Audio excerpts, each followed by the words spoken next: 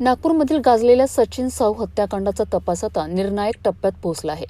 यशोधरानगर पोलिसांनी या प्रकरणातील मुख्य आरोपी सीटू सरदार याला न्यायालयासमोर हजर केले असता न्यायालयाने त्याला 20 मार्चपर्यंत पोलीस कोठडी सुनावली आहे। पोलीस कोठडी मिळताच तपास यंत्रणा ॲक्शन मोडमध्ये आली आहे। आरोपी सीटू सरदारला थेट त्या परिसरात नेण्यात आलं जिथे ही थरारक हत्या घडली होती। गुन्ह्याची साखळी उलगडण्यासाठी आणि घटनास्थळाची पुन्हा पाहणी करण्याकरिता पोलिसांनी आरोपीची भर बाजारात पायी धिंड काढली आहे। यावेळी परिसरात मोठ्या प्रमाणात नागरिकांची गर्दी जमली होती। अनेकांनी या दृश्याचा व्हिडिओ मोबाईलमध्ये कैद केला आहे।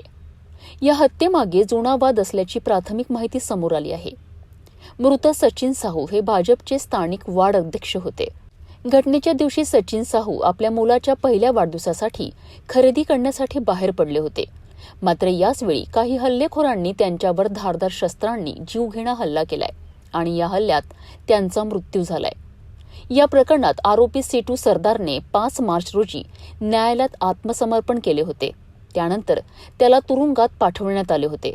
मात्र पोलिसांनी या प्रकरणाची गंभीरता लक्षात घेता 10 मार्च रोजी आरोपीवर मकोका अंतर्गत कारवाई केली आहे आणि त्याला पुन्हा ताब्यात घेतले।